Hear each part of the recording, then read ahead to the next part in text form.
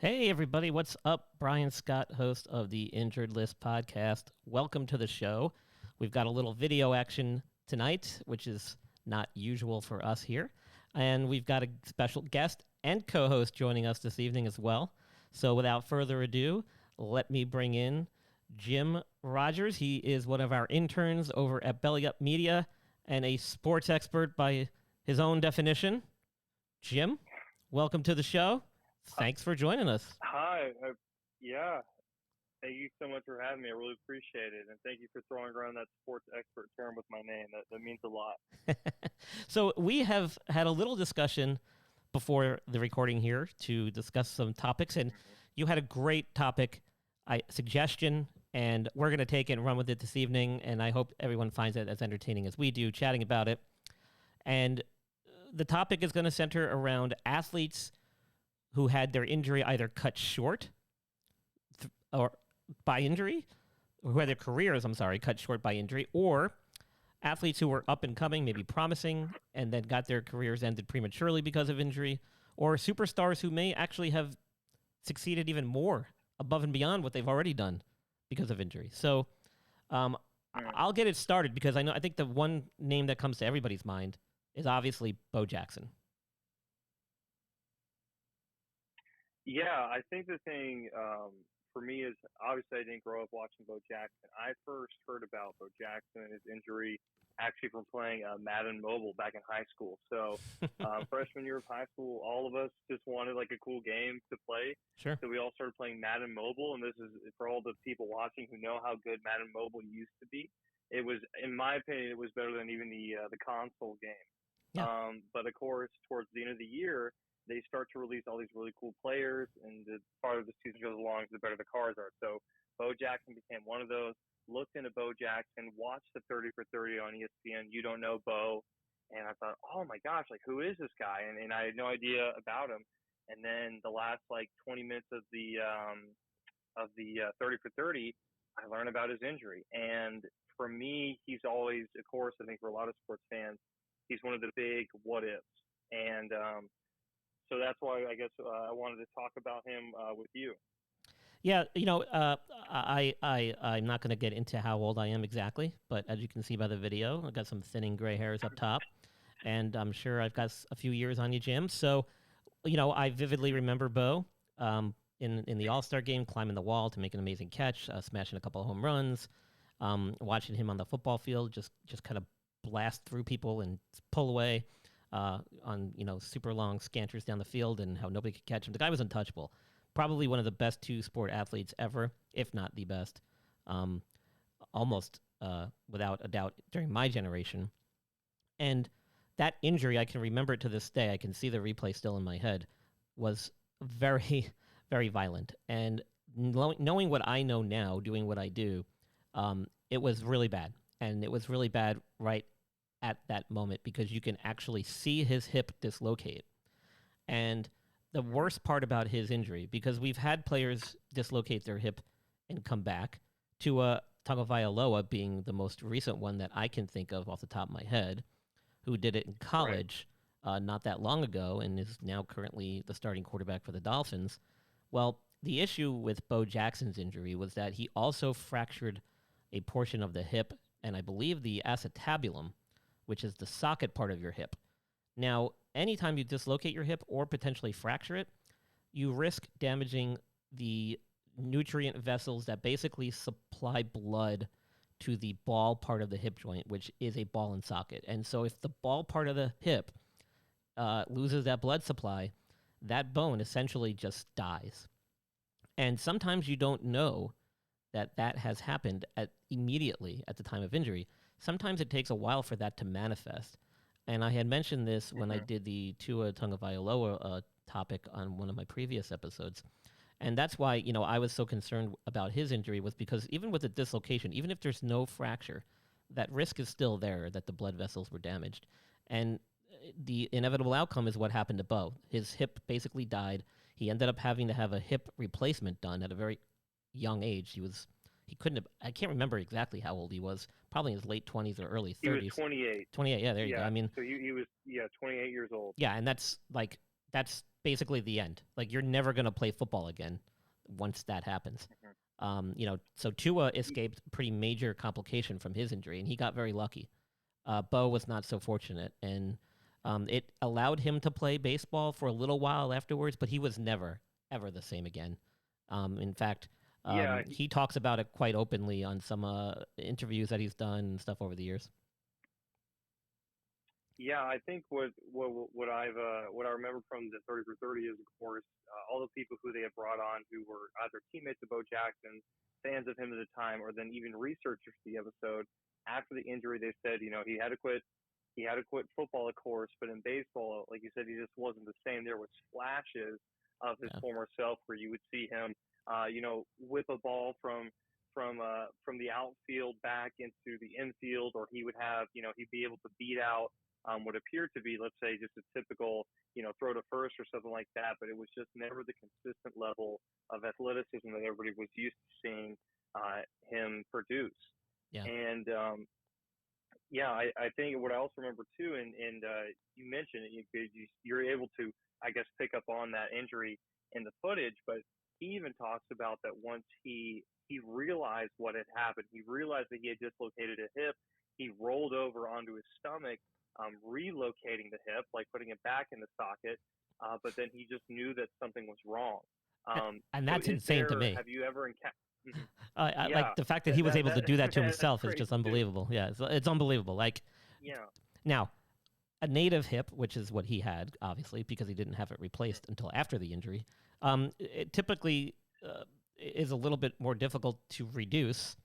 Um, but the quicker you're able to do that, then the easier it goes in. Does that make sense? So, if for some reason it Yep. didn't go in, like if you look at Tua, I don't even know if they reduced his on the field. They may have had to take him to the hospital to do it, because once that hip joint pops out, you start getting a lot of muscle spasms. Everything kind of gets tightened up around the joint there. You get swelling that creeps in, and if you can't pop that joint back into place right away, then you're in big trouble, and you're going to need to go to a medical facility to have it done. So, Hmm. Bo was lucky to be able to do that, to be honest. But I'm not surprised. I mean, the dude was Yeah. such a stud athlete. I mean, his pain threshold is probably on a different level compared to you and I. But yeah, Yeah, I believe it. and yeah, speaking of two sport athletes, uh, Deion Sanders probably a very close second to Bo. People would argue that he was just as good. I'm not so sure of that, but he was super talented at baseball and football as well. They played different positions, so it's a little bit hard to kind of compare, in my opinion. But Deion's career, as stellar as it was for as long as it was, he actually played through a really nasty, great toe injury. He basically had a really bad case of turf toe that he tried to play through for many years, had multiple surgeries on it, Hmm. and basically he's developed a really severely arthritic toe on his foot. And even he'll tell you like it probably slowed him down a step or two, which for Deion is still faster than most, but Of it course. probably derailed his career a little bit toward the end. He probably would have been a little bit more mobile, might have been able to do a little bit more as he got toward the tail end of his career. And he, again, talks about it very openly on interviews. He's actually been on some sports talk shows and shown people his toe to show them how jacked it up it actually is, which is kind of Well, I mean, funny. yeah. I mean, didn't he just get his toe amputated too? The one you're talking about? I'm not sure. I haven't heard that. I know he had a nasty infection, and that's why he was using that motorized wheelchair on the sideline over there at Right. Jackson State. He might have had it amputated. I mean, if the infection was that bad, it's possible. Yeah, I don't know the extent of it. I Hmm. haven't seen all of it. I just know that he had like a really nasty infection, and I don't know if that was because he had a surgery, either to fuse it or try to do some, treat it, that just kind of went wrong, which is possible. A lot of times, if the toe is that damaged over the years and has developed significant arthritis, we'll fuse that joint. So that way we basically take away the pain. But in doing that, you have to put hardware in there. And if that hardware gets infected, then this is sometimes what happens. You end up having to either amputate the toe or do some type of drastic measures to eradicate the infection, which may have been the Mm. case. I don't know for sure. I haven't confirmed it or read about it, but I mean, that's possible. Yeah, I just looked it up, and it was actually back on March 16th. He Yeah. had two toes on his left foot amputated, Hmm. and it says too that it was just from a long history of him injuring those toes and having that turf toe. Yep. I guess I wanted to ask you something too. Now that we're kind of talking about, I guess, on the subject of turf toe. Hmm. So I'm from Alpharetta, Georgia. Okay. Which anybody who is from Alpharetta, Georgia, will tell you they're from Atlanta. We are not from Atlanta. We are from Alpharetta. Okay, good to but know. people from Alpharetta claim Atlanta. But I'm a big Georgia sports fan, of course. So Okay. Julio Jones has been my favorite NFL player, probably of all time, and something that he has been plagued with probably the last, especially 5 to 6 years of his career, has been reoccurring toe injuries, hip injuries, ankle injuries, and I think I saw somebody on TikTok talking about how it's because he runs on the front of his foot, which puts a lot of pressure on his toes, which causes them to, I guess, suffer stress fractures and that type of stuff. But looking at somebody like Julio Jones who suffers from stuff like that in turf toe, what is usually kind of the recovery process for somebody who is a habitual turf toe sufferer, if you will? Well, it's that's not a simple answer, unfortunately, because turf toe problems, if they linger or become repetitive, can eventually cause the athlete to have to require surgery.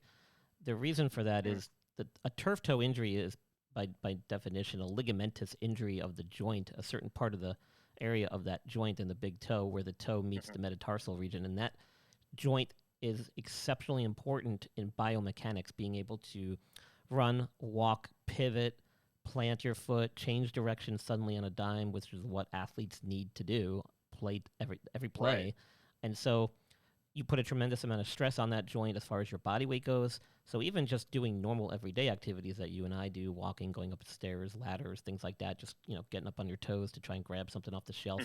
This joint is super important in doing all those things. So repetitive injuries to the joint, especially of the ligamentous nature, like a turf toe, eventually the toe becomes super unstable and painful, and then eventually can lead to really advanced early onset arthritis or some other fractures or other things. So these are things that are not often left untreated, or athletes are not often left or made to go play through this injury.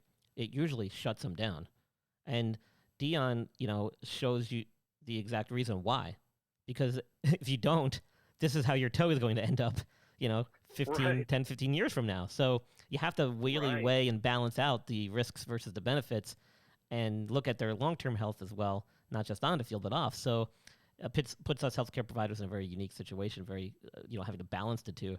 So in Julio Jones's case, some of it, mechanics and biomechanics and the running, there's always going to be people with more flat feet, people with higher arches, people who walk more on the outside of their foot. People who are a little bit more bowed at the knee or have different kind of angles from the hips down. So all those things are taken into consideration when these professional athletes, and I highlight professional because most of us amateur athletes or recreational athletes do not have these type of resources available. But these guys are looked at, examined, they're taken through physical tests. I mean, they're looked at like cattle. I mean, they're examined from head to toe, and if they see any issues that they can prevent as they go through their career, they usually address it before it becomes a problem.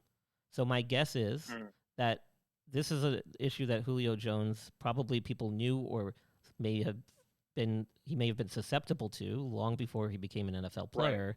And despite trying to, tweak things and provide some support, maybe in his shoes with orthotics or a certain type of exercise program to strengthen certain groups of muscles so that he can be, have a more balanced stride and everything. You still are at risk for developing these injuries more so than another person who may not have those certain deformities or alignment issues. So these are things that at the professional level are certainly addressed. Don't forget you've got athletic trainers, you've got strength and conditioning specialists. Most of them have staff physical therapists. Right. If you're Deshaun Watson, you have masseuses who can help. That's you. right. In many more ways than one, in fact. Exactly. So yeah. I mean, they've got a plethora of healthcare people and experts who are watching and looking over them and trying to figure out what is the reason. Like, why does he keep having these problems? Right? Why is it his hamstring that keeps having issues? Why does he keep having stress fractures in his foot? So. As long as the players are compliant and listen to the resources that they have available to them, usually it doesn't become an issue. Now, Julio Jones getting up there in his career, he's not, a rookie. He's been in the league for a while now, Right. and let's be honest. I mean, the average length of a football career is probably like 5 or 6 years nowadays. But even E- just 10, 15 years ago, it was like even less than that. So, and Right. you're talking about a skilled position player and wide receiver. So the demands on his body are a lot different than it would be for interior lineman or linebacker. He's constantly having to go full speed, making sharp, quick cuts and turns on turf and natural grass and different surfaces and everything. So, the demands on the body are a little different based on the positions. Hmm. Yeah. Yeah, But I think that's what I've really just kind of noticed about it is his last 2 years in Atlanta. I think he missed probably about the same amount of games that he played in, and even when he did play, of course, all the announcers were talking about, oh, he's rehabbing his injury still, or he had been gone the previous week and he had come back this week, but he was limited. So it just kind of seems that it's become just kind of a repetitive problem for him, and although not career defining, or none of this really occurred at the beginning of the career. This seems to be a career altering or potential career ending set of injuries for him. But I guess the next athlete that I think is a really good kind of example of these kind of career defining or career ending injuries is Derrick Rose. And when you mm. look at, of course, the situation for Derrick Rose's injury, what do you see about it, and what kind of makes it stand out to you as one of these devastating injuries? Well, from what I remember, and maybe you can shed some more light on this for me, but he had, Sure. I mean, I remember watching him tear his ACL because right Yeah. around the same time, Iman Shumpert of the Knicks tore his ACL, and I think it was like in the early Mhm. rounds of the playoffs that same year, if I'm not mistaken, maybe a year apart. I forget exactly. And the big thing when they was why is Iman Shumpert back from his ACL like 9 months or 6 or whatever months later, but Derrick Rose never did come back, and that was always the question, Mhm. kind of in the papers and in the press and amongst fans. And when we talk about ACL injuries of the knee, the one thing that's very important to understand is that oftentimes when the ACL is injured, it's it's only one part of the injury.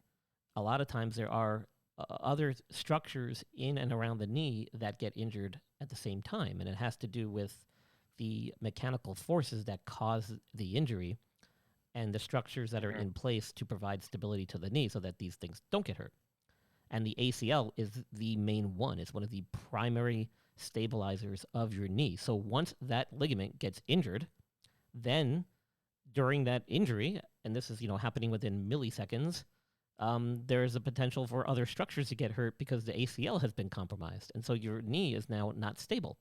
And so one of the more common things that gets injured is your medial collateral ligament, which is the ligament on the inside part of your knee. But also you get some type of cartilage injury, whether it be from the meniscus, which are the shock absorbers of the knee, or the actual Mhm. articular cartilage, which is the stuff that covers the ends of the bones that allows your knee to glide nice and smooth when we bend and extend. So my guess is, and I forget exactly what his diagnosis was, but that he probably had some other structural injury to the knee, whether it be the meniscus or the cartilage. And this is very common Mhm. with a lot of ACL injuries. And I think this is a big reason why nowadays we see guys kind of, taking about a year, sometimes even a year and a half, especially with COVID. We saw a bunch of guys that had ACL injuries just take longer to get back because they didn't want to risk coming back too soon before COVID was over and potentially get another injury. And good examples of that would be Klay Thompson of the Warriors, who Yeah. unfortunately ruptured his Achilles, I think, on the opposite side while he was in the midst of his recovery from an ACL, which is terrible. Um, set him back almost 2 seasons, 2 years by the time he actually got back on the court. And then another good Mhm. example of that would be Odell Beckham Jr., who took a while Yeah. to come back. I think he was at like a 9 month return, which actually was not unreasonable and about right. But the downside is he retore it in the Super Bowl, and while a lot of people were surprised by that, I actually wasn't because the first 2 years after the initial ACL rupture and surgery is when we see the highest rate of re-ruptures. And so he fell right within Really. that time frame. Yep. Huh. So if it was going to happen again to the same knee, it was going to happen within the first 2 years, and it did in OBJ's situation, which is unfortunate for him. My concern with him now becomes the same concerns I had with Derrick Rose at the time of his. Did he sustain any other structural injuries to his knee that maybe the first time around he Right. didn't? And so that's what you've got to really be concerned about now.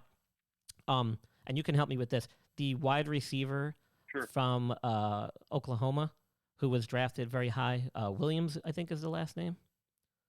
Is that right? Oh, Yeah, and he was let me look it taken up. Well, like in the are you top talking 10. about and when was this?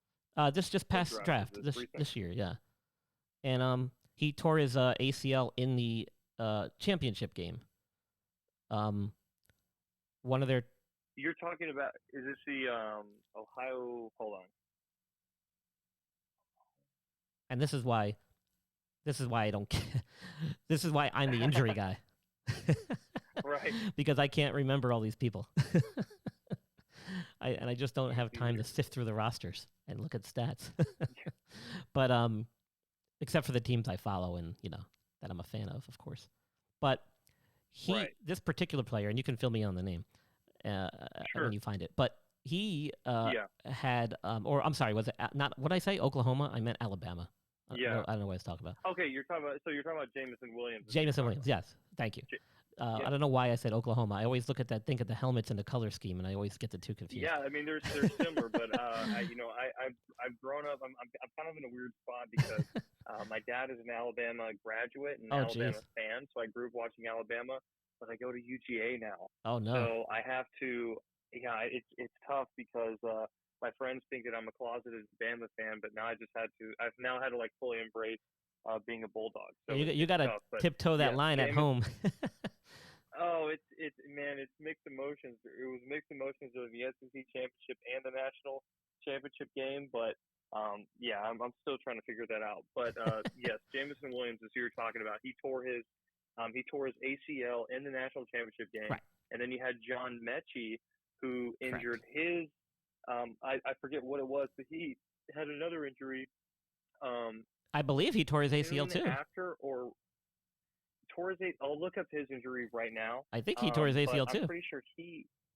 Okay. Yeah. And he tore it around the SEC championship time, I believe. Correct. I think it was a little earlier than the championship game. It was before the championship game. Let's see here.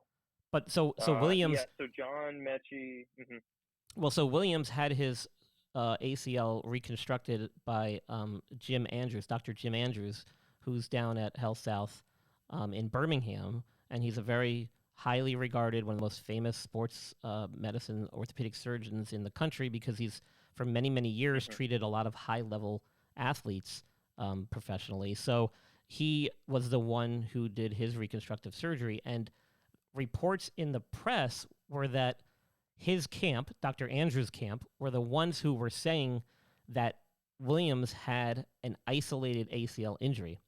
And so when I heard that, if it's coming from them, then you can pretty much guarantee that that's what it was. And so, I did a pre-draft injury analysis like I try to do every year now for the last couple of years.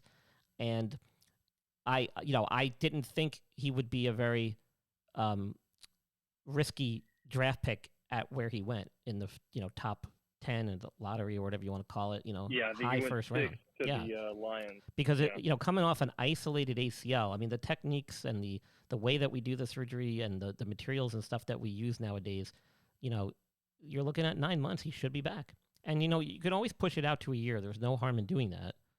But if the guy feels good and he's ready to go, which they're saying he's doing really well in his rehab, then but again, I always have to go back. You got to be careful that first 2-year window is, you're still susceptible. So, you try not to rush them back. You try to do everything you can to monitor them and make sure that, they're at no greater risk than they were the first time. But there are some factors that are just not in anyone's control and you can't really, account for. So, but yeah, and I guess the question I have too about recovering from the ACL injury, my sister actually she used to play lacrosse and run cross country in high school, and she has torn both her ACLs on both her knees while playing lacrosse.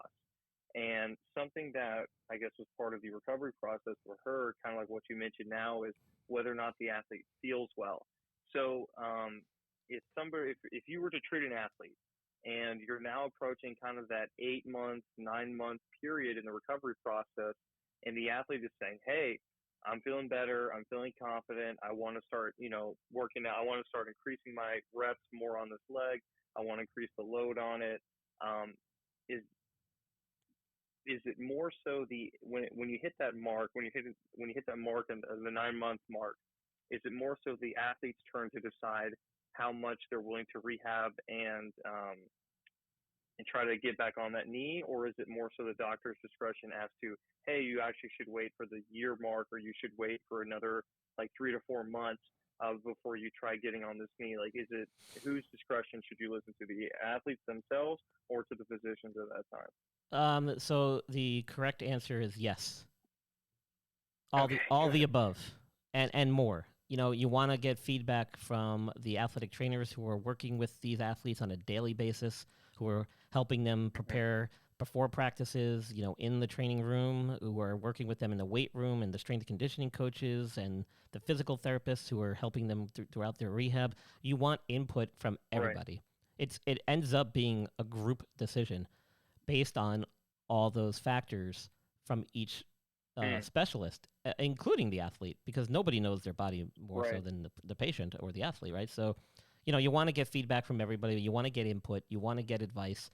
But you also got to remember there's a lot of physiology involved too. There are points along the recovery process where physiologically, no matter how good the athlete feels, we know from all the studies and research that we've been doing over the years that we can always reference that the ligament itself takes about that long to mature and basically take on microscopically the characteristics of a new ligament. So anything that you do before that, you run the risk of compromising that healing and potentially preventing that maturation of the new ligament from occurring, and you don't want to do that. So one way that Mm. we are able to do that is by getting feedback from the athlete. We examine them. Do they have a lot of swelling in their knee? Is the swelling happening on the times that they're doing strenuous activities as part of their rehab? Have they been able to progress through the rehab? Can they, have they made it to the point where they can start jogging in a straight line without getting swelling or pain in the knee, without feeling any instability in the knee? We can do objective tests to look at strength of the muscles around the knee and compare it to the opposite side. We have values that we can look at to kind of see where they're at as far as percentile for their age, height, weight, all these things, right? We can have all these scientific numbers and everything that we can use to gauge. And you can bet that at the professional level, they have all these resources available to them. And it becomes more challenging when you start Right. going down into the collegiate and amateur ranks and then the recreational athletes. It becomes more of a, hey, how do you feel? You're at 9 months, you look good, do you feel okay?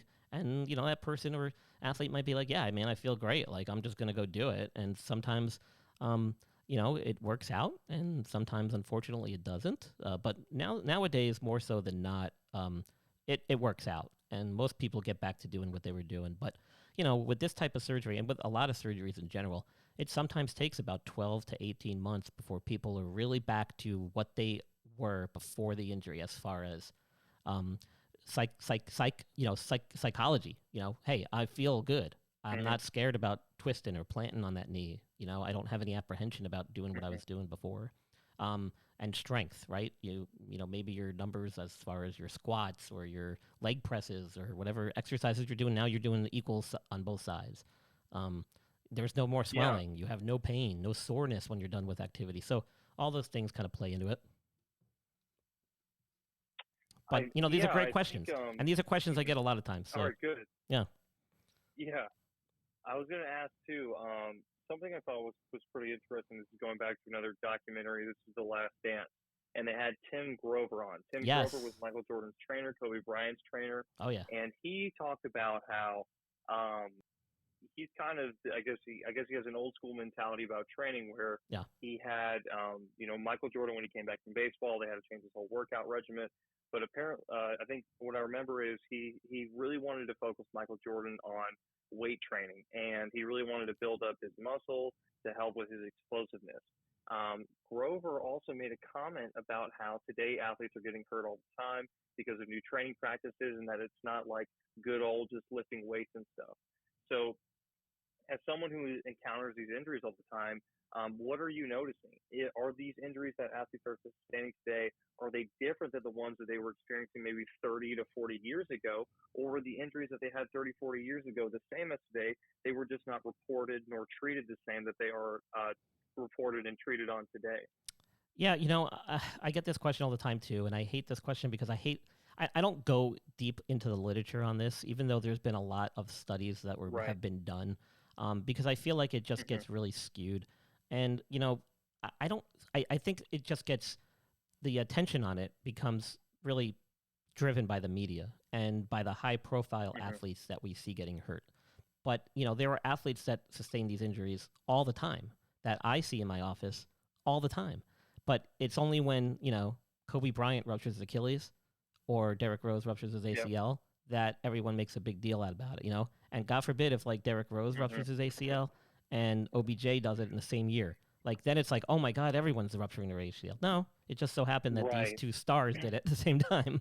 Um, and oh Right. my God, they were both on turf when it happened. Yeah, so yeah, Yeah. there's plenty Yeah. of people that do it on natural grass too. And in fact, all that stuff's been looked at. There's been a little bit of a correlation between the skilled players like running backs and receivers that maybe they have a little bit higher Mm-hmm. incidences of certain injuries on turf or synthetic field versus natural Right. grass. But is it enough to like make every stadium in the world convert to natural grass? No, that's never going to happen. That's just not Right. financially, going to sway anything. But the only thing I No, can of course say, not. with some certainty, and I think this is also backed up by the literature, although, like I said, I don't dive too deep into it, is what we see in younger athletes, adolescents and high schoolers. We see a lot more of the more chronic injuries that we used to never see. Because if you look at guys like Michael Jordan and Bo Jackson and Deion Sanders, and even when I was younger, Mm. we all played multiple sports. We played football or basketball in the fall and the winter, and then we played baseball in the spring, and maybe even soccer in the fall. So there was a lot less of these sports specialization going on than you see today. And so in the younger athletes, you definitely see some weird injuries that you typically wouldn't have seen years ago because they were more common in Yeah. older patients who did more like sports specific stuff or more focused on one sport, like marathoners and cross Mm-hmm. country runners, like people who did one Do you think that activity. I was going to ask, do you think the diversity that kids maybe experience when it comes to sports at the younger age is more beneficial because it potentially works out maybe more of their body, introduces them to different styles of movement, increases their strength in different aspects, or do you think it's more detrimental in the fact that it could be potentially putting more stress on one specific maybe joint or ligament or part of the body?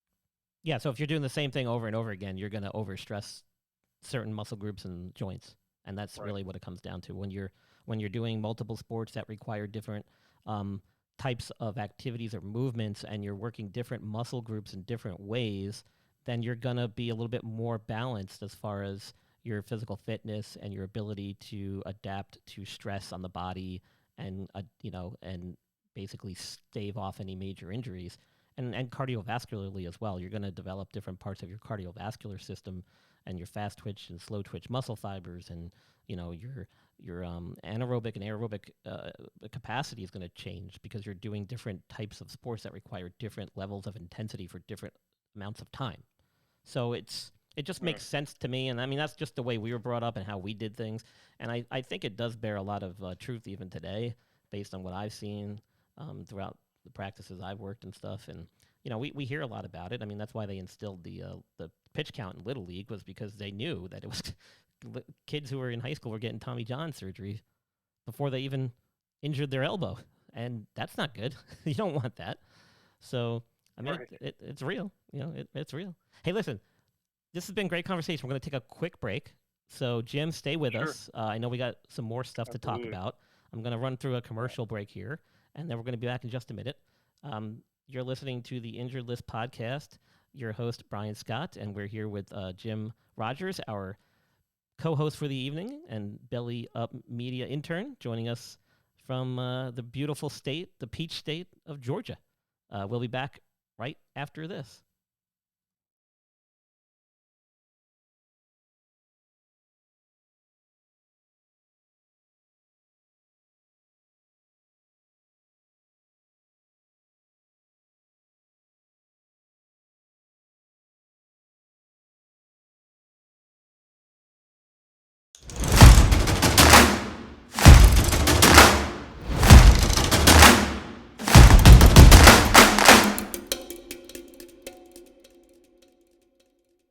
Special shout out to today's episode to SeatGeek.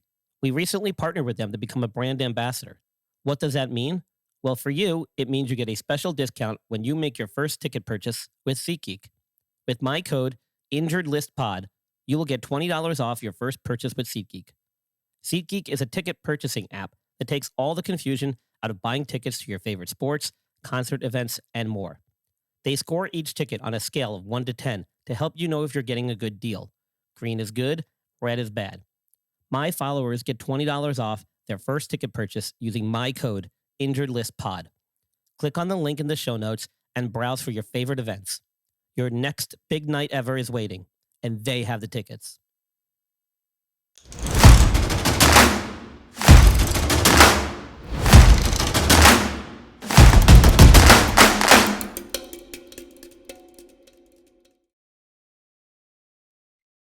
All right, we're back. Jim, you there? You still with us?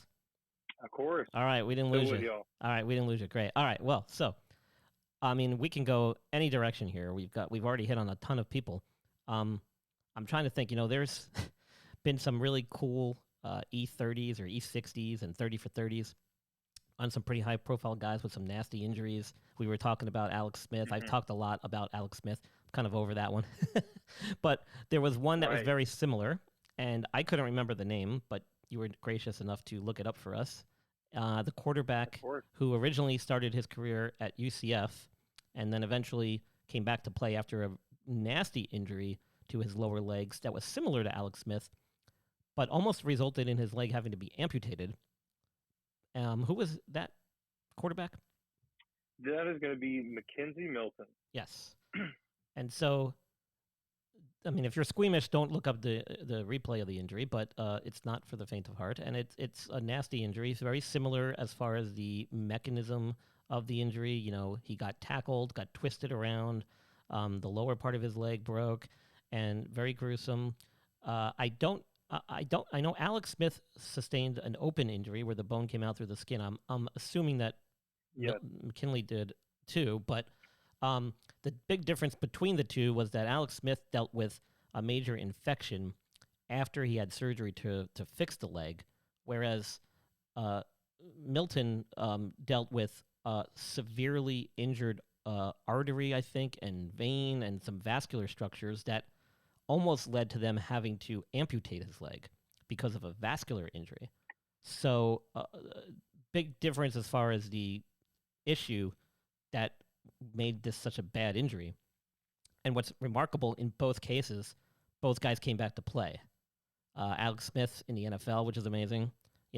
I knew that when he came back, it was going to be short-lived because you could just see he wasn't going to be able to really be mobile enough to be effective anymore, Yeah, but unfortunately. it looked like he was moving around on stilts. Yeah. Like you just tell that the knee wasn't there, his heart was, and Yeah. wisely, I think he he put it up after that season because there's no point in rehabbing another injury like that. Oh well, they're into that. Well, who knows if there even would have been a chance to rehab it? It might have been, that would have been True. devastating. But I had hoped that when he came back it would be more ceremonial. Turns out it was, which is a good thing. The fact that he even came back at all and participated was amazing. Let alone the fact that he actually started a few games, and didn't get hurt. So thank God for that. And then the same thing with this Milton kid, right? He ends up transferring to Florida State, played a little bit. I don't know if he's still playing, but I mean, just the fact that the dude stepped back on the field is just absolutely incredible. Yeah, I mean, I'm checking out his Wikipedia page right now, And it looks kind of like the last time that he really had any playing time was back in 2018, it seems like. But Hmm. he was a part of the team. He's been at Florida State and up and through the 2021 season. So Hmm. yeah, Yeah. Yeah. Amazing. Amazing. And then, you got other guys too that have come back from major injury. I think that's kind of be the focus of the kind of conversation going forward here is guys that have had right. some devastating injuries, but yet been able to bounce back somehow. And I had mentioned a few players to you earlier. One of them was Hmm. Willis McGahee, who had a Yep. horrific multi ligament knee injury in college during one of the bowl games, I think. And oh my God, I mean, I didn't think this dude would ever come back to play, but not only did he, No, but he had a very successful NFL career for several years, absolutely. many years, in fact. Yeah, for me, I think the peak recovery, if you want to talk about devastating, it has to be Adrian Peterson. Yeah. And I don't know of many other, I know a couple of other athletes who have gone through something as bad as that, but when you tear up both of your legs and then you come within 9 yards of breaking the single season rushing record, Yeah. that speaks volume. And then you continue to have a career in the NFL almost 10 years after that injury Yeah. it's pretty astounding. So to be honest, he's in a category of his own. He is a total what we call an Yeah. outlier. He does not kind of Hmm. fall into the middle of that bell shaped curve at all. The dude's just a Right. freak. Whatever genetically makeup he has, we should all have a little because it's something special Hmm. when it comes to that kind of stuff. Right. I mean, it's to be able to do what he did after an injury like that, and all the injuries he had throughout his career is just pretty remarkable. I mean, he's kind of a separate person. I don't like to bring him into these conversations because he just skews everything. Right. Because He just he's that much of yeah, an outlier. like he just messes up everything.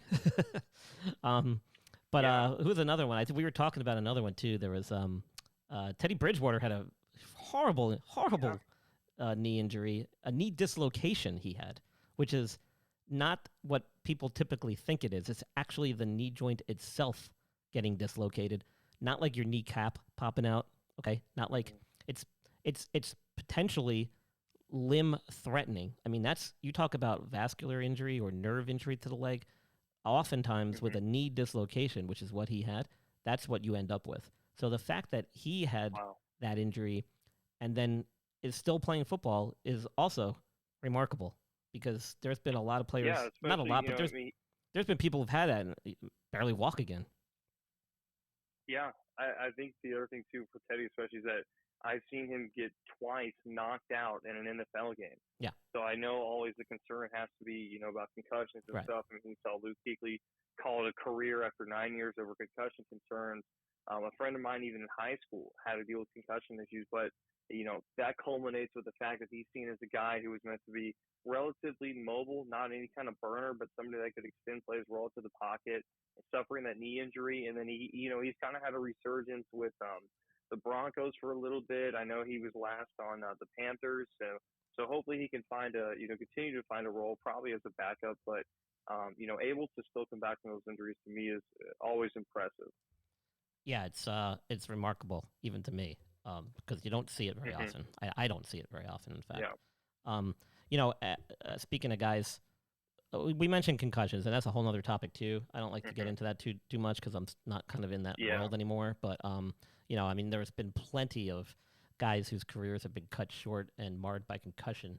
And to me, hockey's probably the worst one, unfortunately, because for some reason they still don't seem to want to do much to protect their head, despite all the research that's out there. So you look at guys like Eric Lindros. I mean, even look at Sidney Crosby, man. I mean, this dude has gotten his bell rung so many times. You have to worry about his long-term health at this point. And I mean, he's just one concussion away from having to retire. And it's Yeah. unfortunate to see because Lindros was one of the best players of my era growing up watching. But every time the dude had a great year or looked like he was going to be a superstar, he'd get another concussion, and then we wouldn't see him for a while. And then one became two Yeah. became multiple, and then sure enough, he retired at a young age. never quite having fulfilled, the outlook of his career. And Sidney Hmm. Crosby's been very successful, but you have to wonder like what it would have been if he didn't miss as much time to concussions. Yeah, the yeah, I think especially now with the horror stories that you have, especially in the NFL about concussions, it has to be a top priority for a lot of these players to consider. I mean, nobody wants to be losing their mind at 50, but that's a lot of risk that some of these players, especially in hockey and the NFL, have to take into account now. Is that yes, you have the opportunity to make a ton of money, but is it going to be worth it in 30 years down the road if you can't remember where you're going and you have swings, you have almost like bipolar tendencies with that, so it's pretty rough. The other thing I guess I wanted to bring up to you is a female athlete that I'm pretty impressed with too, and her kind of struggle with injury and kind of finding I guess herself in her lane after having an injury is Lolo Jones. I'm not sure if you're familiar with her story at all. Just a little bit, but I know she ended up Hmm. leaving. She was it basketball, and that She or was no, she she was was a track and field, right? hurdler. Track, Yes. yeah. Hmm. And then she ended up joining the bobsled team because she couldn't run track anymore because of Right. her injuries. Yeah, Yeah, so she had a kind of a disappointing campaign in the early 2000s, like the '08, '07 World Championships and stuff, and then she decided to switch over to bobsledding. That's something that she kind of figured that hey, I kind of have the skill set to do this. I can be a part of the team, and she became it. She put on some weight, had to get some warmer gear, but then was able to compete, of course, for the Olympics, the highest level for Team USA yeah. and had some pretty good success with that. So I think that's always kind of impressive. Somebody who's able to make a career change like that, and then still, of course, compete at the highest level. I guess a question for you though is of all the athletes we kind of discussed so far, and if we haven't, feel free to mention them. But is who are maybe two or three of the athletes that you've seen make the biggest, I guess, leap or had kind of the best career post injury that you've encountered in your professional career, or as just an observer, as a fan like the rest of us? Yeah, I can't think of anybody that I've actually encountered or treated myself, Hmm. off the top of my head. But I can Yeah. certainly remember athletes looking back that had injuries that I now understand the severity and the potential uh, uh, risk to their career that they had that Hmm. ended up having remarkable careers. One was Dominique Wilkins.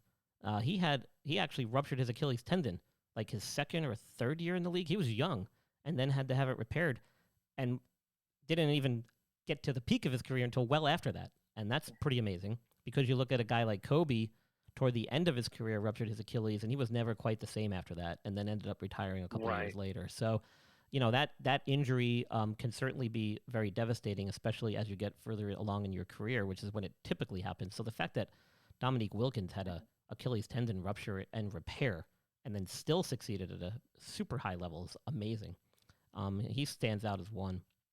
Um, Hmm. Trying to think. There's been, I mean, if you can look across all the sports, there's been some Right. remarkable recoveries and athletes, and I consider race car drivers athletes as much as the next sport. I mean, there's been a Of course. myriad of race car drivers that have basically almost been killed, that have come back to get in their Yeah. car and drive and be successful. And you just look at recently. Grosjean, one of the IndyCar drivers, who was basically crashed into a railing on the side of the track, and um, basically the car engulfed in flames. And the dude got burned like Mm. on a significant portion of his body, some pretty significant burns, and Yeah. basically like within a few weeks was like, let's go, let's do it. And then there was another Indy racer, and his name escapes me off the top of my head. Was it George Hincliffe maybe, who crashed really had a Hmm. really bad wreck at Pocono and basically was paralyzed and have suffered multiple spinal fractures and stuff. He's basically in a wheelchair, but Right. actually had come back and started driving again using hand controls. So I mean, you could probably go down the list of all the sports and find some even more incredible stories. Yeah. I will tell you that Hmm. I will tell you that there's been a couple of athletes that I wish never got hurt, and I feel like we never really saw their full potential. Grant Hill's probably one Mm. of the ones that I remember most vividly because I Yeah. grew up watching him play at Grant Duke. Hill, Penny Yeah, Hardaway, Penny Tracy Hardaway. McGrady. Grant Hill had a bunch of ankle Yeah. problems and multiple ankle sprains and surgeries, and probably developed some really bad arthritis in that ankle as time went on, which is what really hampered him and probably ended his career short. And Penny Hardaway too. He had a bunch of cartilage damage in his knee, had multiple procedures, including microfracture. Basically, kind of did him in toward the end of his career as well.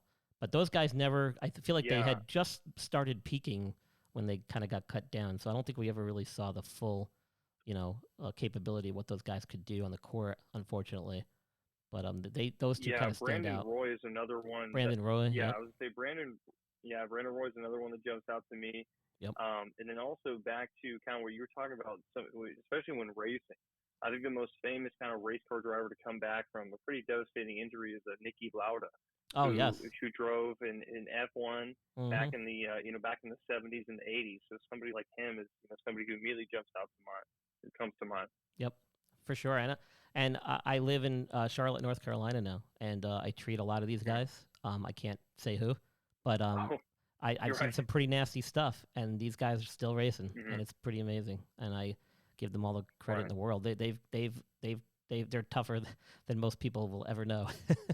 Oh, The I things bet. they come back And from, they never get the credit they deserve either. and the Because, fact that they just turning don't left have any a couple hundred fear, every time. like doesn't even touch them Yeah. psychologically. That's what blows my mind more than anything. I think it's just they just don't have any fear to get back in that car and do those things. It's just, yeah, I mean, you have to be a certain type of individual, I guess, to be able to do it. But Yeah. dude, great conversation. I think we're gonna start wrapping it up. Yeah. It's getting late. I gotta work in the morning. Sure. I'm sure you got some stuff to do Yeah. too. No. But hey, listen, I'll let you go. I guess yeah. Tell me. I want you to, before you go, tell everybody where we can find Jim Rogers. What are you up to these days with Belly Up Media? What's your role? What are you working on over there at the network? And if people want to reach out to you, maybe they have a suggestion for a show or maybe a topic that they want covered, how do they get in touch with you? Yeah. So right now I am Belly Up Media's social media intern. So my goal primarily, or my job, has been just to kind of monitor the Twitter accounts and just trying to promote some of the live shows and stuff.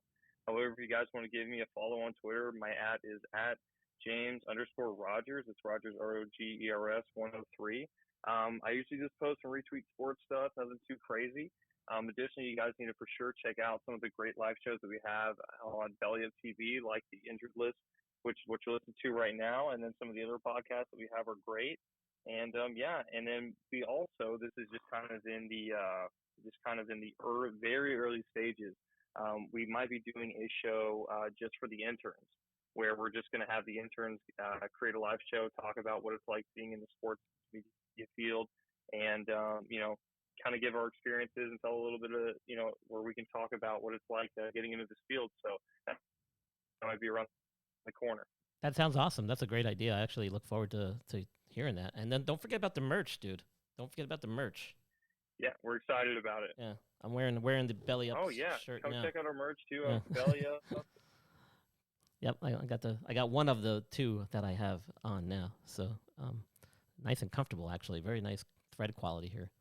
But all right, Jim, thanks Yeah, check out for our sponsors, jumping too. on with us. Thanks for having some great conversation and some really good topics and interesting questions. We really appreciate that here at the Injured List, because that's what I do. That's why I'm here, to help you guys out with your fantasy rosters. If you have questions about an injured player, you're not sure what to do, hit me up. You can email me. You can message me. Hit my social media handles, at host Brian Scott on Twitter, the Injured List Podcast on Facebook and Instagram, or you could just go to theinjuredlist.com on the web and you can message me there as well. Don't forget, I've got some sponsors by SeatGeek and Fanatics. I've got some links where you guys can get some discounts on ticket and merch purchases. So check out those links. You can find those on my website or my social media pages as well. And thank you to Belly Up Media and to Jim for helping me out big time, getting a lot of things going here for this next football season, which is what I'm really kind of gearing up to, hoping to bring video more regularly to the podcast. And Jim was very patient with me this evening while I tried to get all that going. Unfortunately, I couldn't bring him on with the camera, but at least we got him in the studio to talk. All right. So yeah, that's all right. It's totally fine. I didn't shave this morning, so you saved me there big time. Yeah, well, I'm guilty of that too. So, but we appreciate you helping us out and coming on to talk. So, to everybody else out there, thank you guys for tuning in. Don't forget to check out the website and the social media stuff, and Belly Up Network. Of course, they got a lot of other great podcasts that are really fun and entertaining. So check them out. And as always, everybody stay safe, stay healthy, and stay active.